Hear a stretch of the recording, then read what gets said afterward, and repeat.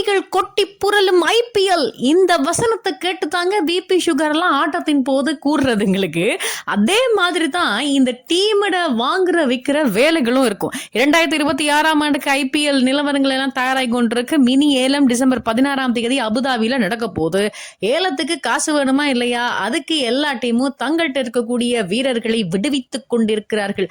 சில வீரர்களை கொடுக்கல் வாங்கல் மூலமாக எக்ஸ்சேஞ்ச் பண்ணிட்டு இருக்காங்க.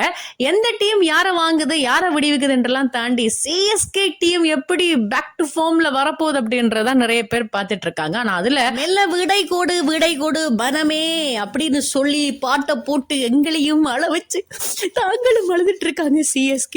யாருன்னு பாத்தீங்கன்னா முக்கியமான நட்சத்திர அந்தஸ்து வீரர்கள் எல்லாம் இப்போ CSK விட்டு வெளியேறி இருக்காங்க. குறிப்பா ரவீந்திர ஜடேஜா மற்றும் சாம் கரனை கொடுத்து சஞ்சு சாம்சனை வரவேற்று இருக்காங்க. அதுக்கு ஒரு வீடியோ, விடைபெற்றதுக்கு ஒரு வீடியோ உண்டு.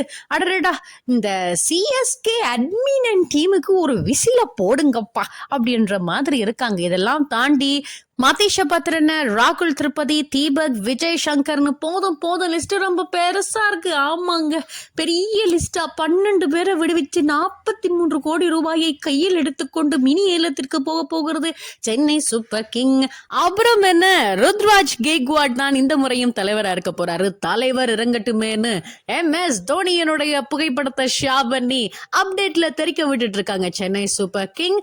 9 பேர் யாரு? 43 கோடி ரூபாய்க்கு மினி ஏல பார்க்கலாம். நோட் பண்ணுங்கப்பா. விரும்பியோ விரும்பாமலோ டீமை விட்டு வெளியில போறாங்களா இருந்தா அவங்கள வாழ்த்தி தான் அனுப்பணும். பழைய விஷயங்களை மறக்க கூடாது அப்படின்றத வெரி வெரி கிளியரா சென்னை சூப்பர் கிங் டீம் செய்துட்டு இருக்காங்க. விடைபெற்று போற அனைத்து பிளேயர்ஸுக்கும் தனித்தனி வீடியோஸ் அண்ட் போட்டோஸ் மெமரிஸை ஷேர் பண்ணிட்டு இருக்காங்க.